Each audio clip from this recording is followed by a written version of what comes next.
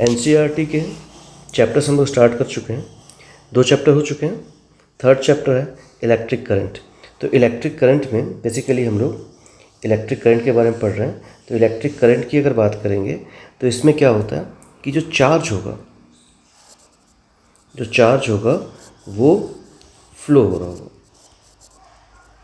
अब इस फ्लो की अगर बात करें या मूवमेंट की बात करें तो चार्ज का मूवमेंट कैसा हो सकता है? तो चार्ज का मूवमेंट हो सकता है यूनिफॉर्म, जिसको हम लोग स्टेडी फ्लो कह सकते हैं, और चार्ज का जो फ्लो हो सकता है वो नॉन यूनिफॉर्म हो सकता है। तो इस टॉपिक पे हम लोग चार्ज को स्टेडी फ्लो को सिर्फ स्टडी करेंगे, ठीक है। तो जब चार्ज एक ही स्पीड से मूव कर रहा होगा तो उस केस में हम लोग किसके बारे में पढ़ेंगे? हम लोग उस टॉपिक में करंट के बारे में पढ़ेंगे सर। तो करंट इलेक्ट्रिसिटी की अगर बात करते हैं हम लोग, तो करंट इलेक्ट्रिसिटी में चार्ज जो होता है वो एक ही स्पीड से मूव कर रहा होता है, ठीक है।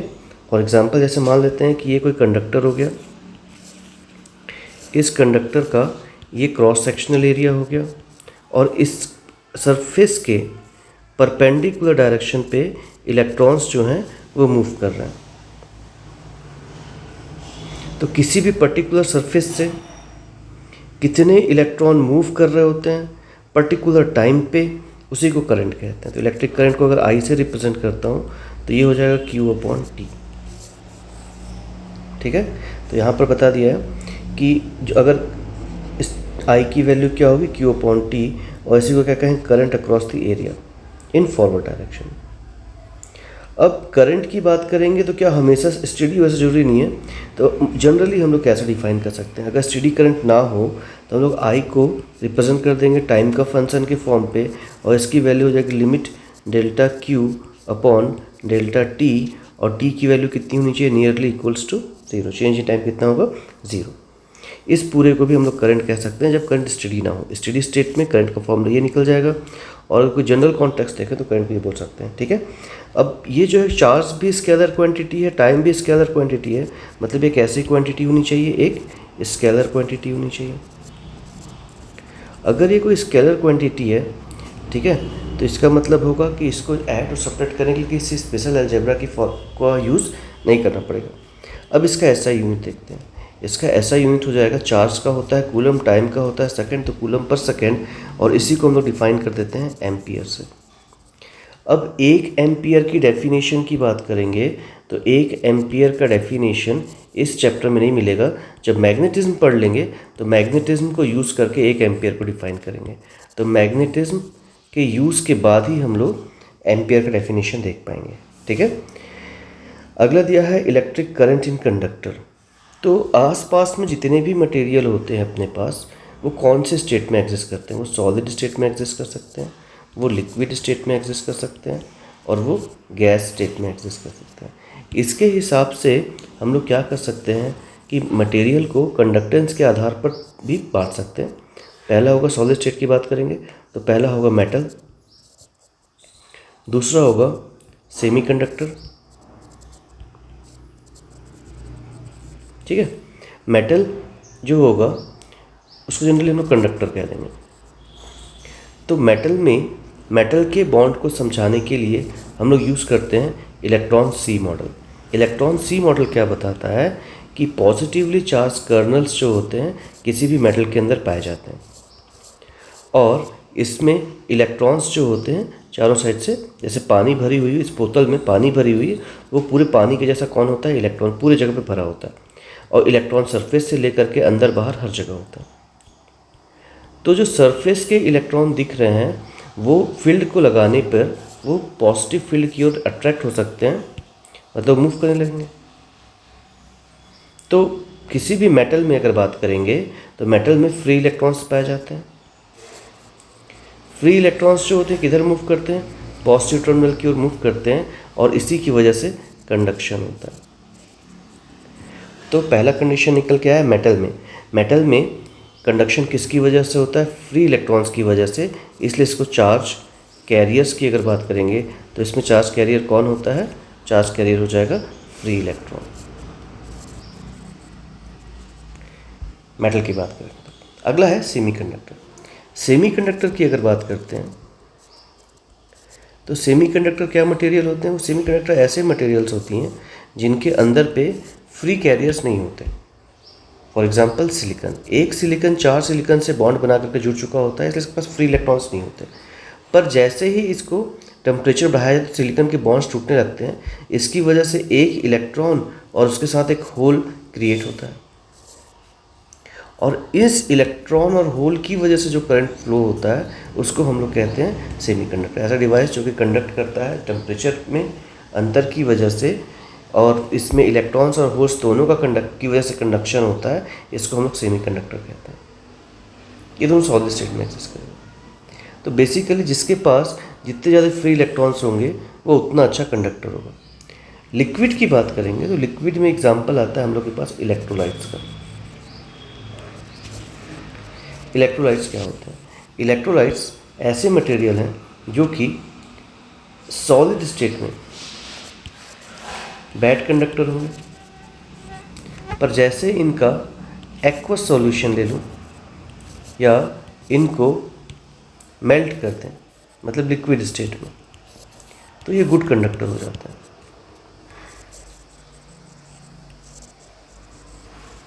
फॉर एग्जांपल NaCl, नमक। नमक जो है वो सॉलिड स्टेट में बैड कंडक्टर है, पर जब इसको पिघला देते हैं तो वो टूट जाता है अपने कंस्टिट्यूएंट्स आयन में Na+ और Cl- में। इसकी वजह से क्या होता है, जब एक्सटर्नल फील्ड अप्लाई की जाती है तो Na+ नेगेटिव की ओर मूव करता है और Cl- जो होता है पॉजिटिव की ओर मूव करता है और कंडक्शन हो जाता है। तो इलेक्ट्रोलाइट्स में कंडक्शन किसकी वजह से होता है? आयंस की वजह से होता है। तो जनरली सॉलिड कंडक्टर का एग्जांपल हो गया हम लोग के पास मेटल्स और सेमीकंडक्टर, और लिक्विड स्टेट पे जनरली बैड कंडक्टर मिलेंगे। अगर बात करें हम लोग इलेक्ट्रोलाइट्स की, सॉलिड स्टेट में बैड कंडक्टर होते हैं, पर जब उसको पानी में घोल दिया जाए या पिघला दिया जाए तो गुड कंडक्टर हो जाते हैं। फॉर एग्जांपल NaCl हो गया। ठीक है, तो हम लोग क्या देखते हैं कि इलेक्ट्रॉन की मूवमेंट की वजह से स्टेडी करंट प्रोड्यूस किया जा सकता है। नेक्स्ट टॉपिक है ओम्स लॉ।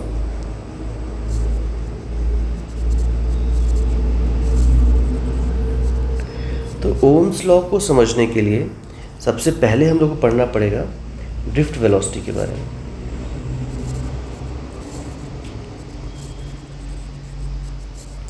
ड्रिफ्ट वेलोसिटी के बारे में देखते हैं, क्या ड्रिफ्ट वेलोसिटी क्या होता है। तो ड्रिफ्ट वेलोसिटी क्या होगा? Velocity of electron. फिर ये जो वेलोसिटी होगी वो एवरेज वेलोसिटी होगी ऑफ इलेक्ट्रॉन। अब ये वेलोसिटी कब होगी? जब एक्सटर्नल फील्ड अप्लाई करेंगे। तो what is drift velocity? Drift velocity is average velocity of electron with which electron drifted towards external electric field. तो एक्सटर्नल इलेक्ट्रिक फील्ड को अप्लाई करने में इलेक्ट्रॉन जिस स्पीड से भागता है उस स्पीड को हम लोग क्या कहते हैं? ड्रिफ्ट वेलोसिटी कहते हैं। ये एक एवरेज वेलोसिटी होगी। अगर मैं एक कंडक्टर कंसिडर कर लूँ, इस कंडक्टर में बहुत सारे फ्री इलेक्ट्रॉन्स होंगे, और ये फ्री इलेक्ट्रॉन्स जो होंगे इस, ठीक है, जब एक्सटर्नल फील्ड अप्लाई नहीं किए थे, पहला कंडीशन क्या ले रहे हैं, जब एक्सटर्नल, यहाँ पर समझाया इस चीज़ को, जब एक्सटर्नल फील्ड अप्लाई नहीं किए थे तो इलेक्ट्रॉन का जो वेलोसिटी होगा वो इस डायरेक्शन पे था, मान लेते हैं ऐसा। ऐसे इनफाइनाइट नंबर ऑफ इलेक्ट्रॉन है तो कुछ इलेक्ट्रॉन की वेलोसिटी इस डायरेक्शन पे मान लेते हैं। तो इनिशियल वेलोसिटी u1 और इनिशियल वेलोसिटी u2 इक्वल और अपोजिट अगर हैं तो हम लोग ऐसा मान सकते हैं कि average velocity of electron initially कितना हो जाएगा? 0। मतलब u एवरेज कितना हो जाएगा? 0। तो इनिशियल वेलोसिटी का सम कितना निकल गया? 0। अब एक फॉर्मूला जानते हैं हम लोग कि फोर्स का फॉर्मूला होता है m×a और फोर्स का फॉर्मूला होता है q×e। इलेक्ट्रॉन के लिए हो जाएगा E। तो एक्सेलरेशन क्या निकल जाएगा? E/m। ये एक्सेलरेशन का फॉर्मूला यूज़ कर सकते हैं। तो इलेक्ट्रॉन की वेलोसिटी अगर निकालना है फील्ड अप्लाई करने पे तो v हो जाएगा u+at। एवरेज निकालना है तो एवरेज निकाल देता हूँ इसका। तो u एवरेज की वैल्यू कितनी हो जाएगी? 0। वी एवरेज को तो ड्रिफ्ट वेलोसिटी कहते हैं, एक्सेलरेशन को छोटा ई बड़ा ई अपॉन एम कहते हैं, और टाइम के एवरेज को रिलैक्सेशन टाइम टाउ कह देते हैं। तो ड्रिफ्ट वेलोसिटी का फॉर्मूला क्या निकल करके आ जाएगा, ड्रिफ्ट वेलोसिटी आ जाएगा छोटा ई बड़ा E upon M into tau. ये ड्रिफ्ट वेलोसिटी का फॉर्मूला निकल गया। तो वी डी क्या निकलता है, छोटा ई बड़ा E upon M into tau. इसी को क्या कहते हैं हम लोग, ड्रिफ्ट वेलोसिटी। तो ड्रिफ्ट वेलोसिटी क्या होता है, ड्रिफ्ट वेलोसिटी किसी इलेक्ट्रॉन की वेलोसिटी है जिस वेलोसिटी से इलेक्ट्रॉन एक्सटर्नल फील्ड लगाए जाने पर मूव करता है, और उसकी वैल्यू कितनी होती है, ड्रिफ्ट वेलोसिटी की वैल्यू होती है छोटा ई बड़ा E upon M into tau. तो हम लोग जाना चाहते हैं ओम्स लॉ पर हम लोग को अभी पढ़ना क्या पड़ा, ड्रिफ्ट वेलोसिटी के बारे में। अगला है करंट एंड ड्रिफ्ट वेलोसिटी के बीच का रिलेशन। करंट और ड्रिफ्ट वेलोसिटी के बीच में क्या रिलेशन। तो मान लेते हैं कि कंडक्टर है ऐसा, इस कंडक्टर का area of cross section A है और इसकी लंबाई जो है वो एल है।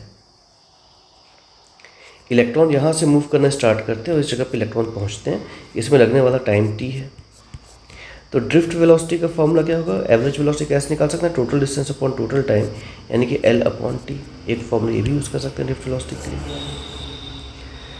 अब हम लोग पढ़े हैं कि टोटल चार्ज क्यू की वैल्यू कितनी होती है। तो टोटल चार्ज होता है, हम लोग के पास टोटल चार्ज की अगर बात करेंगे तो ये होता है number of electrons into electronic charge. अब नंबर ऑफ इलेक्ट्रॉन्स कैसे निकाल सकते हैं, तो नंबर ऑफ इलेक्ट्रॉन्स हो जाएगा एक वॉल्यूम पे जितना इलेक्ट्रॉन है into volume into number of electrons in unit volume. N क्या है, इस एन को कहते हैं हम लोग नंबर डेंसिटी। ठीक है, तो हम लोग के पास क्या निकल जाएगा कि वॉल्यूम का फॉर्मूला हो जाएगा area into length into N. तो क्या निकलेगा, total number of electron A L N हो गया। तो चार्ज की वैल्यू क्या आ जाएगी, A L N E. Current का फॉर्मूला क्या होता है, करंट होता है Q अपॉन टी, मतलब A L N E upon T. L upon T को क्या कहते हैं, ड्रिफ्ट वेलोसिटी वी डी। तो आई का फॉर्मूला आ जाएगा ए एन ई वी डी। ये वर्किंग फॉर्मूला हो गया। तो ये क्या निकल गया, relation between current and drift velocity. फिर से एक बार रिवाइज करते हैं हम लोग कि हम लोगों के पास एक करंट कैरिंग कंडक्टर था ऐसा, इसका यूनिट वॉल्यूम पे छोटे से भाग पे नंबर ऑफ इलेक्ट्रॉन्स n थे और इसका टोटल वॉल्यूम v था। वॉल्यूम का फॉर्मूला हो जाएगा a इंटू एल। तो टोटल नंबर ऑफ इलेक्ट्रॉन्स कितने हो जाएंगे, टोटल नंबर ऑफ इलेक्ट्रॉन्स हो जाएंगे वॉल्यूम इंटू n। ये टोटल नंबर ऑफ इलेक्ट्रॉन हो गया। और चार्ज क्वांटाइजेशन क्या कहता है, चार्ज होता है n इंटू ई। एन की वैल्यू हो गई ए एल एन, तो ए एल एन ई। अब करंट का फॉर्मूला क्या होता है, आई अपॉन करंट का चार्ज अपॉन टाइम। चार्ज का फॉर्मूला हो गया A L N E upon time. Distance upon time हो जाती है वेलोसिटी, तो फॉर्मूला आई का क्या निकल जाएगा, ए एन ई वी डी। ये क्या है, relation between current and drift velocity. जो टॉपिक देखे थे हम लोग उसमें क्या निकल कर के आया है, I is equals to A N E V D. अब इसी कॉन्सेप्ट को यूज़ करके हम लोग एक लॉ पढ़ेंगे, नाम है ओम्स लॉ। ओम्स लॉ जो था वो बताता है कि करंट और पोटेंशियल अगर स्टेडी करंट फ्लो हो रहा हो तो कैसे रिलेटेड होते हैं। ठीक है, तो ये क्या कहता है कि अगर सारे फिजिकल कंडीशंस कांस्टेंट कर दिए जाएँ और टेम्परेचर को सेम कर दिया जाए और मटेरियल को भी सेम कर दिया जाए, उस समय जो V होगा वो डायरेक्टली प्रोपोर्शनल होगा I के। और जब इसमें से प्रोपोर्शनैलिटी हटाते हैं तो कोई कांस्टेंट मल्टीप्लाई करना पड़ता है, तो कांस्टेंट R इंटू आई हो जाएगा। तो हम लोग क्या बोल सकते हैं, V is equals to I R. इसी स्टेटमेंट को क्या कहते हैं हम लोग, ओम्स लॉ कहते हैं। बेसिकली ओम्स लॉ इतना ही है। ठीक है, इस पूरे कंडीशन में क्या होता है कि जो क्रॉस सेक्शनल एरिया होगा वो सेम होना चाहिए, फिर जो टेम्परेचर होगा वो भी सेम होना चाहिए। पूरा फैक्टर टेम्परेचर डिपेंडेंट है। अब ओम्स लॉ का प्रूफ करके देखते हैं कि V is equals to I R होता है कि नहीं। तो प्रूफ देखते हैं। तो I इज इक्वल्स टू क्या होता है, ए N E V D.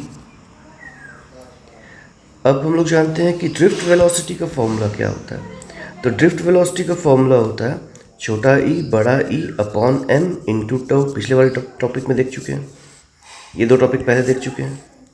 We D की वैल्यू पुट करेंगे तो आई क्या निकलेगा, आई इज इक्वल्स टू आएगा ए एन ई, और वी डी की वैल्यू कितनी है, छोटा ई बड़ा E upon M into tau. अब जो ई होता है, ई जो होता है वो होता है वी बाई एल। तो v बाई एल जब पुट करेंगे तो फाइनल रिजल्ट मिल जाएगा i is equals to A N E square upon M tau और v बाई एल। अगर ध्यान होगा तो फॉर्मूला क्या निकालना है, फॉर्मूला निकालना है v is equals to I R, मतलब v अकेला होना चाहिए, बाकी सब i के साइड होने चाहिए। तो साइड चेंज कर देते हैं, तो क्या निकल जाएगा, v is equals to M upon N E square tau into L by A. इससे पहले वाले फॉर्मूले में देखे थे i is equals to A N E V D था। फिर इससे पहले देखे थे ड्रिफ्ट वेलोसिटी के डेफिनेशन में कि ड्रिफ्ट वेलोसिटी छोटा ई बड़ा E upon M into tau था। दोनों की वैल्यू को पुट कर दिए तो कितने ई हो गए, दो ई हो गए, तो ई स्क्वायर आ गया, एक एरिया का एक एरिया, एन का एन और एम नीचे का एम नीचे।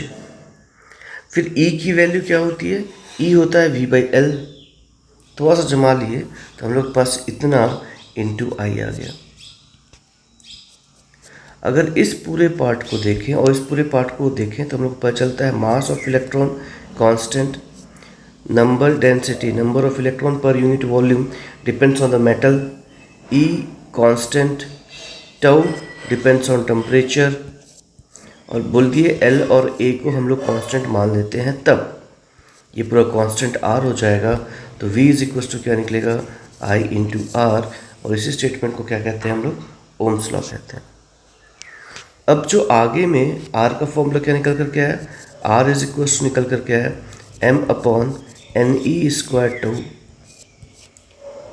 इस पूरे भाग को अगर देखते हैं हम लोग तो हम लोग को पता चलता है कि L बाई ए भी है, ये पूरा पार्ट कांस्टेंट है, सिर्फ मटेरियल पे डिपेंड करता है, ये मटेरियल और टेम्परेचर को डिपेंड करता है। तो हम लोग के पास कंडीशन निकल जाएगा R इज इक्वल्स टू एक नया कांस्टेंट मान लेते हैं रो L बाई ए, जहाँ पर रो की वैल्यू क्या हो जाएगी, m upon N E square tau. इस R को कहते हैं रेजिस्टेंस और इस रो को कहते हैं रेजिस्टिविटी।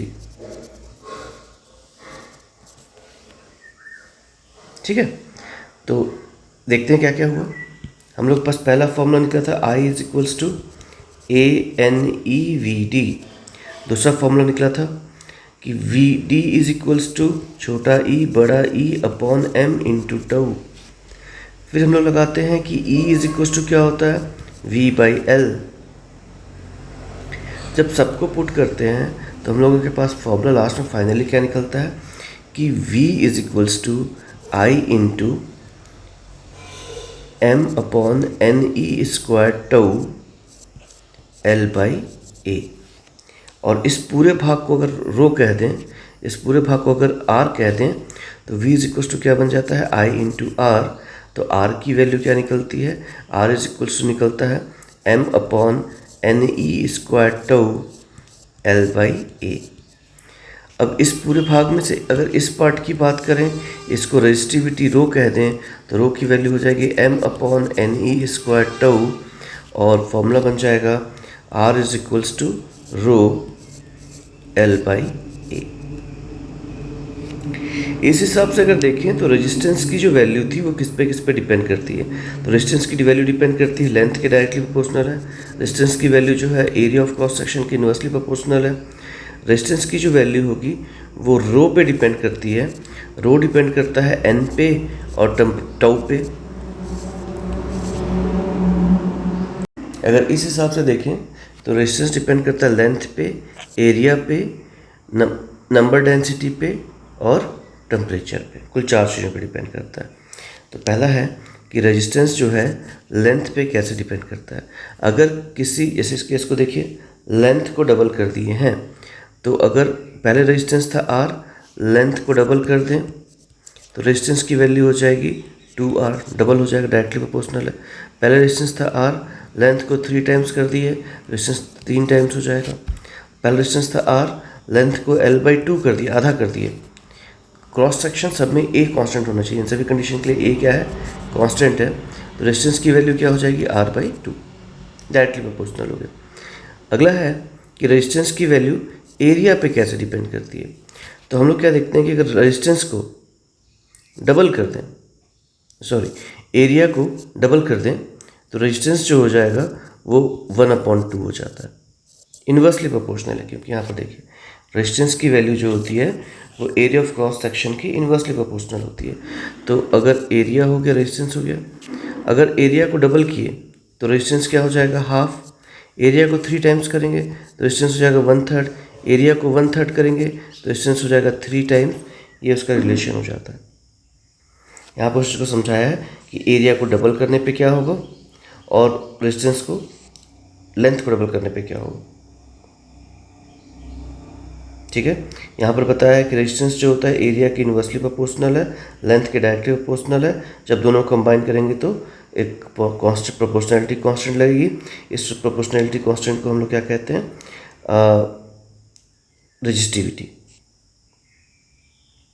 ठीक है, अब हम लोग के पास एक नया कॉन्सेप्ट निकल करके आया इस चैप्टर में। उस कॉन्सेप्ट का नाम था रेजिस्टेंस। रेजिस्टेंस जो होगा वो एक स्केलर क्वांटिटी होगी। इसकी एसआई यूनिट क्या होगी, इसकी एसआई यूनिट बनाया गया ओम्स। लिखते समय ऐसा भी लिख सकते हैं इसको।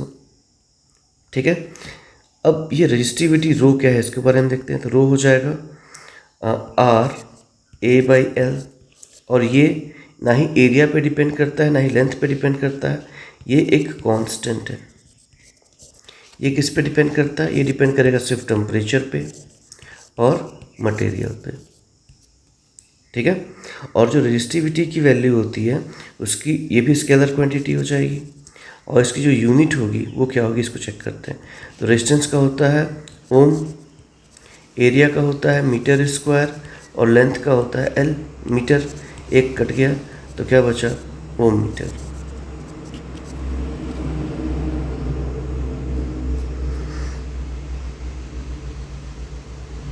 ठीक है,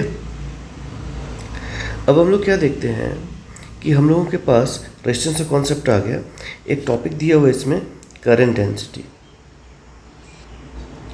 करंट डेंसिटी को J से रिप्रेजेंट करेंगे, एक वेक्टर क्वांटिटी होगी, और ये क्या होगा, current per unit area.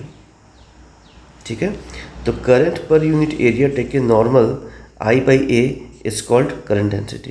Denote करते हैं J से।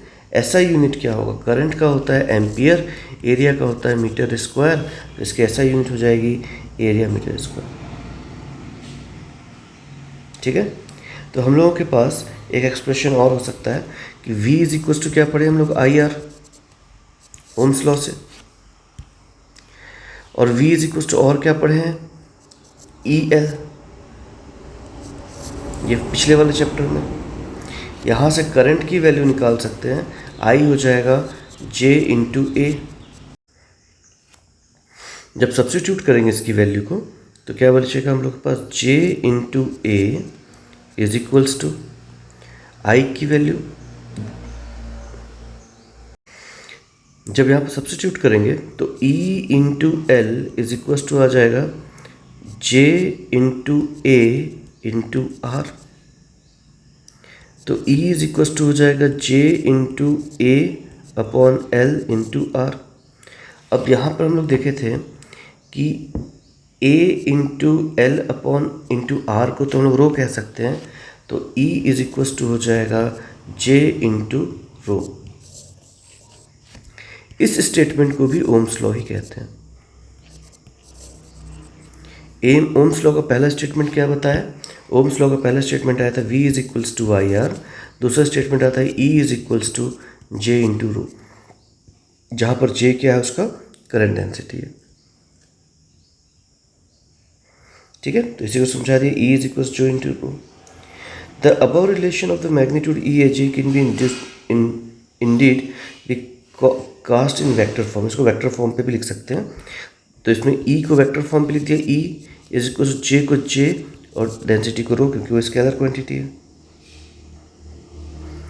अब 1/रो जो होता है उसको सिग्मा कहते हैं। अगर साइड चेंज करते हैं तो जे इज इक्वल टू क्या आ सकता है, 1/रो यानी कि सिग्मा इंटू ई। ये भी क्या कहलाएगा, ये भी ओम्स लॉ ही कहलाएगा। ठीक है, लेकिन ये किसके टर्म पे है, सिग्मा के टर्म पे है, और सिग्मा को कंडक्टिविटी कहते हैं। ठीक है, तो इस हिसाब से हम लोगों का ओम्स लॉ के स्टेटमेंट भी हो गया और ओम्स लॉ का प्रूफ भी हो गया। तो ओम्स लॉ के प्रूफ में हम लोग कैसे देखें, ओम्स लॉ कहता क्या है कि V जो होगा वो प्रोपोर्शनल होगा I के, और जब भी कोई चीज़ प्रोपोर्शनैलिटी होती है तो कोई कांस्टेंट मल्टीप्लाई करना पड़ता है। तो मान लेते हैं R मल्टीप्लाई करते तो V इज इक्वल टू क्या हो गया, RI। अब हम लोग जानते थे कि I इज इक्वल टू क्या होता है, ANEVD, और VD इज इक्वल टू क्या होता है, VD इज इक्वल्स टू होता था छोटा e बड़ा E upon m into tau. इसके अलावा जानते हैं E इज इक्वल्स टू क्या होता था, V/L। जब सबको पुट किए थे हम लोग तो हम लोगों के पास आ गया था V is equals to m/NE² tau और L/A इंटू I। इस पूरे पार्ट को रेजिस्टेंस कह दिए थे तो R मिल गया था। R क्या हुआ था, m/NE² tau L/A। m/NE² tau को रो कह सकते हैं, और ये जो रो होता है ये डिपेंड करता है सिर्फ और सिर्फ मटेरियल पे और टेम्परेचर पे। तो रेजिस्टेंस के बारे में पढ़े थे कि रेजिस्टेंस जो होता है लेंथ पे डिपेंड करेगा, रेजिस्टेंस जो होगा वो एरिया पे डिपेंड करेगा, रेजिस्टेंस जो होगा टेम्परेचर पे डिपेंड करेगा, और रेजिस्टेंस जो होगा वो मटेरियल पे डिपेंड करेगा। टेम्परेचर 4 चीज़ों पे डिपेंड करता है, रेजिस्टेंस जो होता है 4 चीज़ों पे डिपेंड करता है। ये ड्रिफ्ट वेलोसिटी की डेरिवेशन दी हुई है। हाँ अच्छा, इसके अलावा ओम्स लॉ के और भी स्टेटमेंट निकाले थे हम लोग। ओम्स लॉ का एक और स्टेटमेंट क्या निकला था कि ओम्स लॉ जो होता है E is equal to J into rho होता है। इसी को वेक्टर फॉर्म पे ऐसे लिख सकते हैं, और कंडक्टिविटी के फॉर्म पे लिखना हो तो ओम्स लॉ को लिख सकते हैं J is equal to sigma into E। ये भी ओम्स लॉ का स्टेटमेंट है। ठीक है, तो ओम्स लॉ के स्टेटमेंट कौन कौन से निकले, पहला निकला V is equals to IR, दूसरा निकला J is equals to sigma E। Basically दो ही स्टेटमेंट है, बीच में एक और निकला था E के टर्म पे जब वहाँ पर भी रो लिए थे। तो इसको ऐसा लिख सकते हो, इसी को ऐसा लिख सकते हो कि E is equals to rho J। तो ये टोटल 3 स्टेटमेंट हैं, एक ही चीज़ के 3 फॉर्म है ओम्स लॉ के, और जो R होता है वो क्या होता है, रो L/A। यहाँ पर भी वैसे सेम बनाया हुआ है। यहाँ पर निकाला है VD का फॉर्मूला निकाल करके बताया, जो पहले बता चुका हूँ। ठीक है, तो जो VD ड्रिफ्ट वेलोसिटी होती है वो छोटा E बड़ा E upon m into tau होता है। यहाँ पर नेगेटिव साइन क्यों लिया है, क्योंकि इलेक्ट्रॉन का चार्ज यूज़ कर रहे हैं। इलेक्ट्रॉन का चार्ज कैसा होता है, नेगेटिव होता है। ठीक है, फिर यहाँ पर निकाला है सिग्मा का फॉर्मूला। इसको मैं रो के टर्म पे बताया था कि जो रो होता है वो क्या निकलता है, m/NE² टाउ। उसी को अगर सिग्मा निकालना हो कंडक्टिविटी तो इसको उल्टा कर देंगे, तो सिग्मा क्या हो जाएगा, NE² टाउ अपॉन m। इसको कंडक्टिविटी कहते हैं, इसको रेजिस्टिविटी कहते हैं। ठीक है, अभी क्वेश्चन दिया हुआ है 3.1। क्वेश्चन में 3.1 है, बेसिक क्वेश्चन है, और मतलब इसमें कॉन्सेप्चुअल क्वेश्चन भी मान सकते हैं इसको। तो बोलता है estimate the average drift velocity of conduction of electron in copper wire. एक कॉपर वायर पे इलेक्ट्रॉन मूव कर रहा है, ठीक है, वो कंडक्टर है, और जिसका एरिया दिया हुआ है 1.0 इंटू 10⁻⁻² मीटर स्क्वायर एरिया दिया हुआ है। कैरिंग करंट 5 एम्पियर है। Assuming that each copper atom contribute रफली 1 कंडक्शन इलेक्ट्रॉन। कार्बन एक कॉपर एटम से कितने इलेक्ट्रॉन निकल रहे हैं, 1 निकल रहे हैं, और n की वैल्यू दी हुई है 9 इंटू 10⁻³ kg मीटर। ठीक है, एटॉमिक मास दिया हुआ है। Compare the drift speed obtain above with thermal speed of copper atom at ordinary temperature. Speed of propagation of electromagnetic field along the conductor which causes the drift motion. ठीक है, तो पहला part देखते हैं। तो ड्रिफ्ट वेलोसिटी का formula क्या होता है, हम लोग फॉर्मूला पढ़े थे I is equals to ANEVD। ठीक है, तो I की वैल्यू दी है क्वेश्चन में 1.5 एम्पियर। ए की वैल्यू गिवन है 1 इंटू 10⁻⁻7। एन की वैल्यू गिवन है 9 इंटू 10⁻3 और ई की वैल्यू होती है 1.6 इंटू 10⁻19 कूलम। ठीक है, पुट करना है, सारे वैल्यूज़ को पुट कर देंगे तो निकल जाएगा अपने पास कितना वीडी कितना होगा। ठीक है, अब ये जो है एक इलेक्ट्रॉन की वजह से निकल रहा है, पुट किया देखिए, एक इलेक्ट्रॉन की वजह से निकल रहा है। अगर मेरे पास मास दिया हुआ हो तो इस पूरे कॉन्सेप्ट को मोल से समझ सकता हूँ। तो नंबर ऑफ इलेक्ट्रॉन्स निकालिए इतना, ये एक का इलेक्ट्रॉन्स था और टोटल कितने नंबर ऑफ इलेक्ट्रॉन्स होंगे उसको निकालने के बाद हम लोग क्या कर सकते हैं, ये इस फॉर्मूले में पुट कर देंगे। मतलब जो एन यूज़ किए हैं 9 इंटू 10⁻3 ये एक के लिए, ऐसे टोटल कितने इलेक्ट्रॉन्स हो गए 8.5 इंटू 10⁻28 इलेक्ट्रॉन्स, क्योंकि मास गिवन है क्वेश्चन कितना कॉपर वायर यूज़ किए। तो पुट कर देंगे, एन की वैल्यू इतनी, ई की वैल्यू इतनी, एरिया हो जाएगा 1 10⁻7 और आई हो जाएगी 1.5। यहाँ पर पुट कर दिया। पुट करने पे क्या निकल रहा है कि ड्रिफ्ट वेलोसिटी वी डी की वैल्यू जो है वो है 1.1 mm/सेकेंड। इससे क्या मतलब निकलता है, इससे पता चलता है कि जो इलेक्ट्रॉन के मूव करने की स्पीड है वो बहुत कम है, बहुत स्लो है। 1 सेकेंड में 1 mm मतलब ड्रिफ्ट वेलोसिटी क्या होती है इलेक्ट्रॉन की, बहुत कम होती है। थर्मल स्पीड की बात करते हैं तो थर्मल स्पीड जो होता है टेम्परेचर पर डिपेंड करता है। ठीक है, अब कितना होगा, हाफ mv² काइनेटिक एनर्जी हो गई और काइनेटिक एनर्जी का एक और फॉर्मूला हो जाएगा सभी एटम के लिए 3/2 kBt, 3/2 kBt आ गया। अब kb की वैल्यू पता है, t की वैल्यू पता है, m का साइड चेंज कर देंगे, 2 को 2 से कैंसिल आउट कर देंगे तो जो बच गया उससे जब निकालेंगे हम लोग तो 3 को नेगलेक्ट कर दे रहा है, नियरली आ जाएगा 2 इंटू 10⁻2 मीटर/सेकेंड। ठीक है, ये आया था 1.1 mm और ये निकला 2 इंटू 10⁻2 मीटर/सेकेंड। मतलब अगर कंपैरिजन करना चाहते हैं तो ये है 200 मीटर्स/सेकेंड और ये जो है वो है 0.001 मीटर/सेकेंड। तो देख के पता चल रहा है कि ये जो ड्रिफ्ट वेलोसिटी है थर्मल वेलोसिटी से कई गुना छोटी है। ठीक है, तो ऐसा कह सकते हैं कि the drift speed of electron is much smaller 10⁵ 3 यहाँ 2 यहाँ typical thermal speed of ordinary temperature. ठीक है, और इलेक्ट्रोमैग्नेटिक वेव की स्पीड की बात करें तो 3 इंटू 10⁻8 मीटर/सेकेंड होता है। अगर इससे कंपेयर करता हूँ ड्रिफ्ट वेलोसिटी को तो 10⁻11 टाइम्स छोटा है।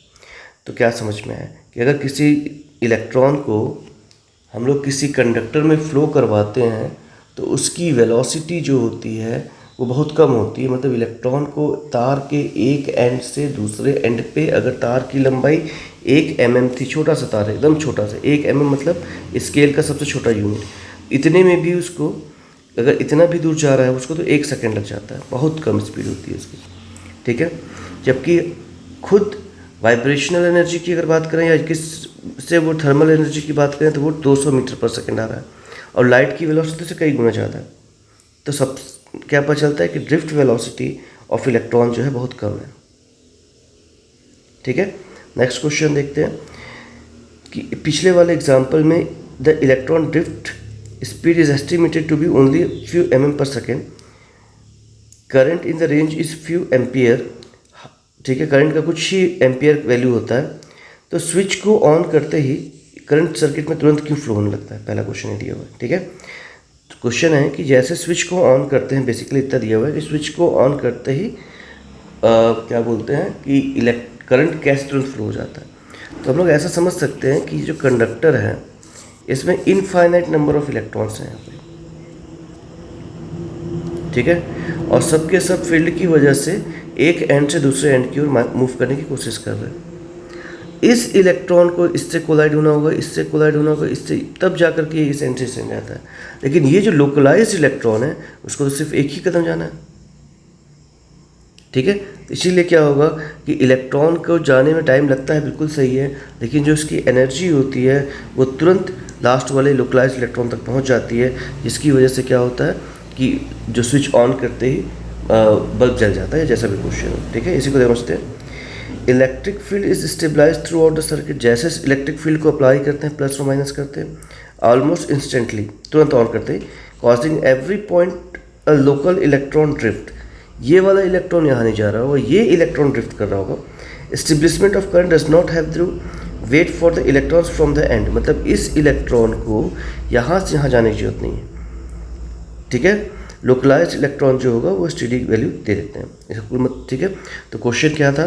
क्वेश्चन था कि ड्रिफ्ट वेलोसिटी इतनी कम है, ड्रिफ्ट स्पीड इतनी कम है, उसके बाद भी स्विच को ऑन करते ही बल्ब क्यों जल जाता है?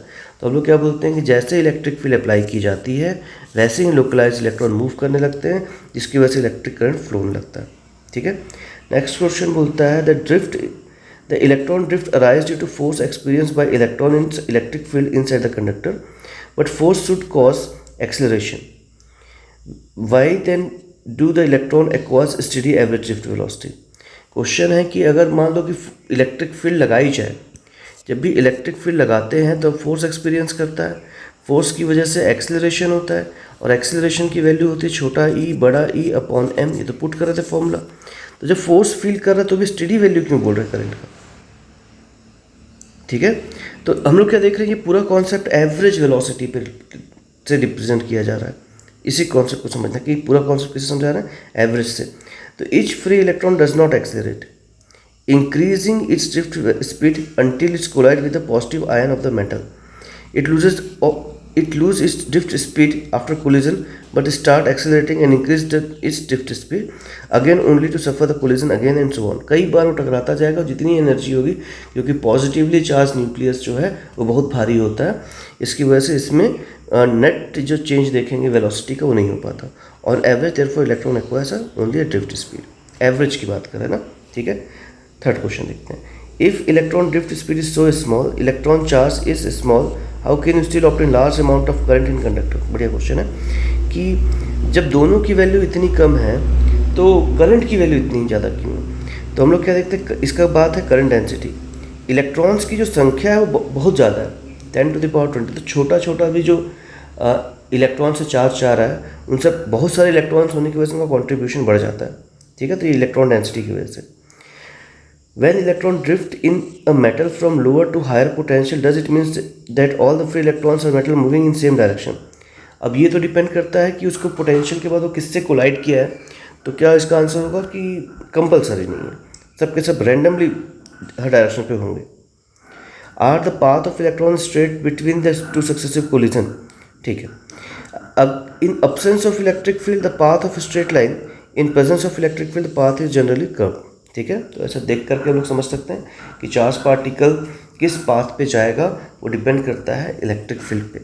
जैसे अगर मान लीजिए इलेक्ट्रिक फील्ड के सेम डायरेक्शन पे कोई चार्ज पार्टिकल हो जाए तो स्ट्रेट लाइन पे ट्रैवल करेगा। अगर मान लो कि किसी और डायरेक्शन से इलेक्ट्रिक फील्ड इस डायरेक्शन पे हो और चार्ज पार्टिकल इस डायरेक्शन पे एंट्री करे तो उसका पाथ पैराबोलिक भी हो सकता है। तो हम लोग क्या देखते हैं कि जो चार्ज पार्टिकल होगा उसका पाथ जनरली कैसा होगा, कर्व्ड होगा। तो इसका पहला क्वेश्चन क्या था?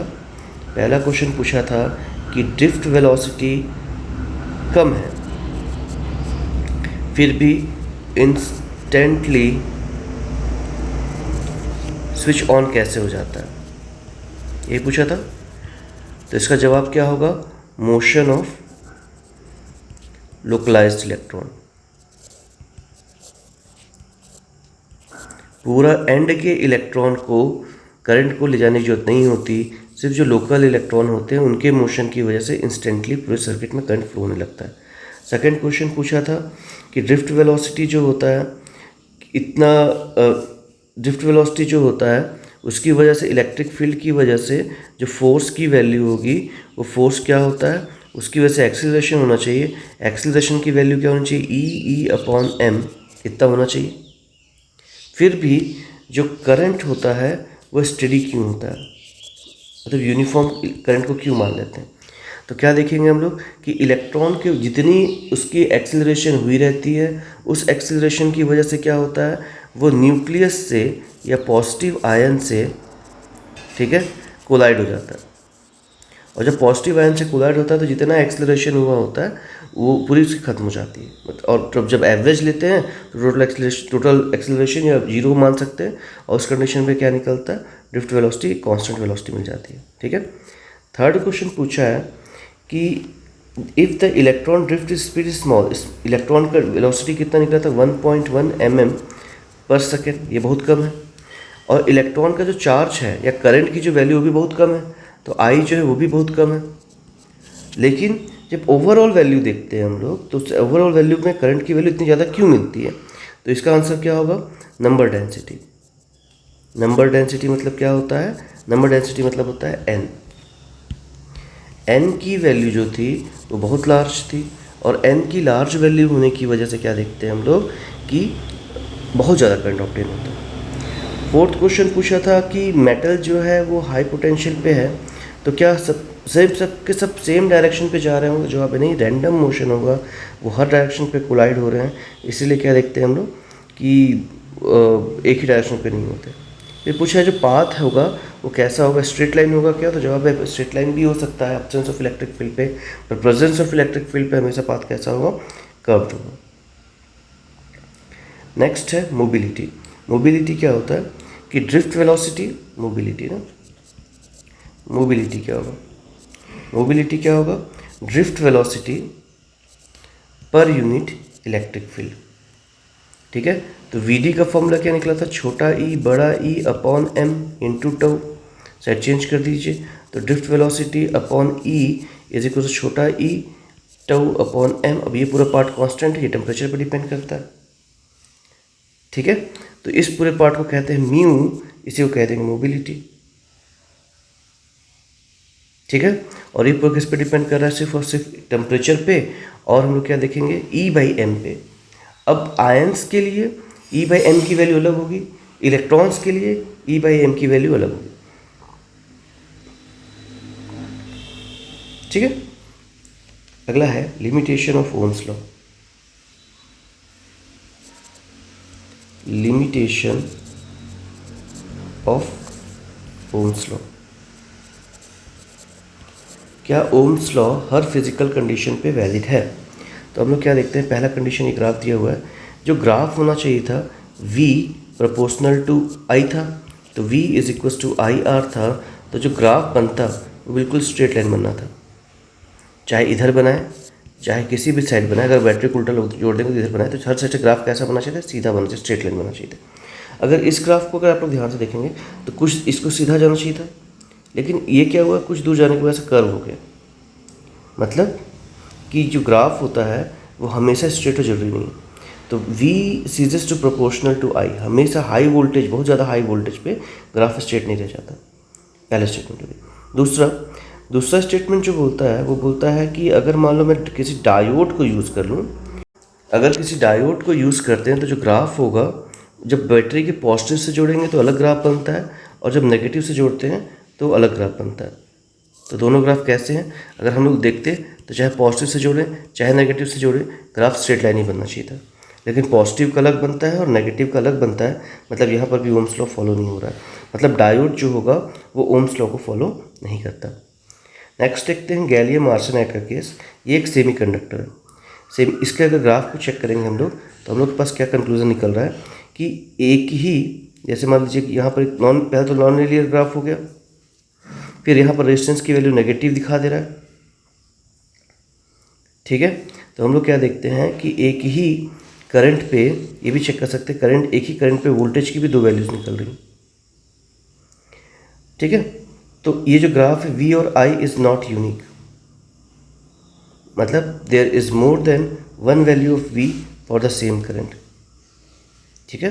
तो ओम्स लॉ का ये फेलियर हो जाता है, और ऐसे डिवाइसेस जो कि ओम्स लॉ को फॉलो नहीं करते इनको नॉन ओमिक डिवाइसेस भी कहते हैं।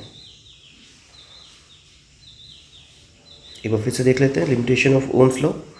लिमिटेशन ऑफ ओम्स लॉ में पहला है कि जो ग्राफ होना चाहिए था वो हमेशा कैसा होना चाहिए था, स्ट्रेट लाइन, क्योंकि V प्रोपोर्शनल टू I है। लेकिन जब ग्राफ प्लॉट करते हैं हम लोग तो ग्राफ जो होता है हल्का सा कर्व हो जाता है। ठीक है, स्ट्रेट होने के बदले। पहला स्टेटमेंट हो गया।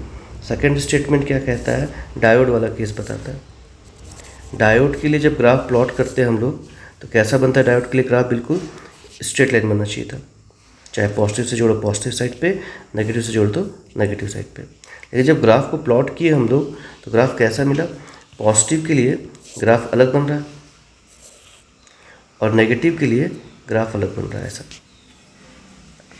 मतलब ये ओम्स लॉ को फॉलो नहीं करता। फिर तीसरा केस देखते हैं गैलियम आर्सेनाइड का। ये एक सेमीकंडक्टर है, ये भी सेमीकंडक्टर डिवाइस, ये भी सेमीकंडक्टर डिवाइस है। इसका जब ग्राफ प्लॉट किए थे हम लोग तो ग्राफ कैसा बना, मान लीजिए ऐसा बन रहा है।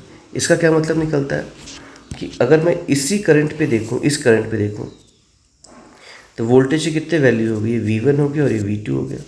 तो सेम करंट पे वोल्टेज के दो वैल्यू पॉसिबल हो गए, जबकि फॉर्मूले में देखते हैं V=IR में, तो ये V I के लिए यूनिक होना चाहिए।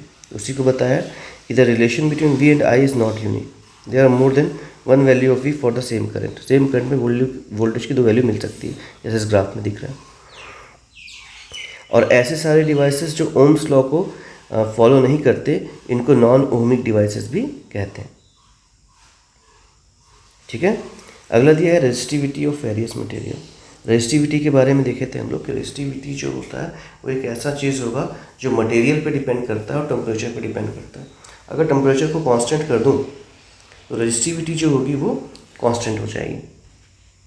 ठीक है, तो रेजिस्टिविटी के आधार पर हम लोग जितने भी मटेरियल होते हैं उन मटेरियल्स को कंडक्टर, सेमीकंडक्टर और इंसुलेटर में डिवाइड कर सकते हैं। ठीक है, यहाँ पर दिया हुआ है मेटल की अगर बात करेंगे तो मेटल की रेजिस्टिविटी का रेंज 10⁻⁸ से लेकर के 10⁻⁶ तक होता है, और इंसुलेटर की अगर बात करेंगे तो 10⁻18 से ज़्यादा होता है। ठीक है, तो ये हो गया रेजिस्टिविटी ऑफ मटेरियल के बारे में। ठीक है, अगला जो टॉपिक पढ़ेंगे वो होगा टेम्परेचर डिपेंडेंस ऑफ रेजिस्टिविटी।